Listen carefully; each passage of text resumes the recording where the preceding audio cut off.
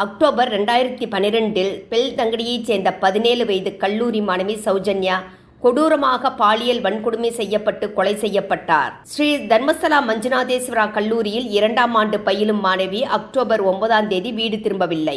மறுநாள் நேத்ராவதி ஆற்றின் அருகே உள்ள புதர்களில் அவரது உடல் கண்டெடுக்கப்பட்டது. அவரது கைகள் ஒரு மரத்தில் சால்வையால் கட்டப்பட்டு இருந்தது.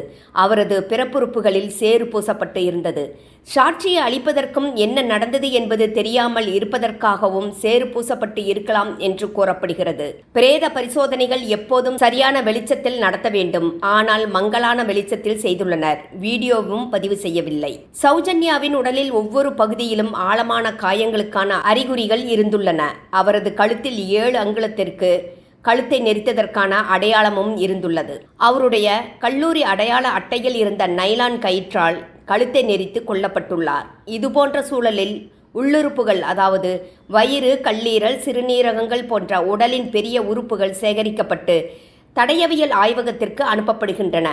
ஆனால் சௌஜன்யாவின் விஷயத்தில் இதுபோன்ற எதுவும் செய்யப்படவில்லை. சௌஜன்யாவின் உடல் கண்டெடுக்கப்பட்ட இடத்திற்கு காவல்துறை மோப்ப நாயையும் அழைத்துச் செல்லவில்லை. கைரேகை நிபுணரும் அழைக்கப்படவில்லை. குற்றம் நடந்த இடத்தை புகைப்படம் எடுக்கவில்லை. குற்றம் நடந்த இடத்தில் எந்த ஆதாரமும் சேகரிக்கப்படவில்லை.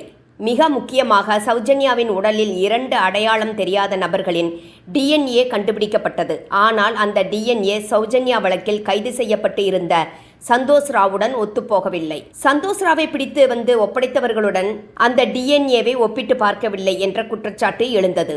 அந்த மூவர்தான் மாலிக் ஜெயின், தீரஜ் ஜெயின், உதய் ஜெயின் என்று கூறப்பட்டது. மேலிடத்தின் மகனும் இதில் சம்பந்தப்பட்டு இருப்பதாக செய்திகள் வெளியாகி இருந்தன.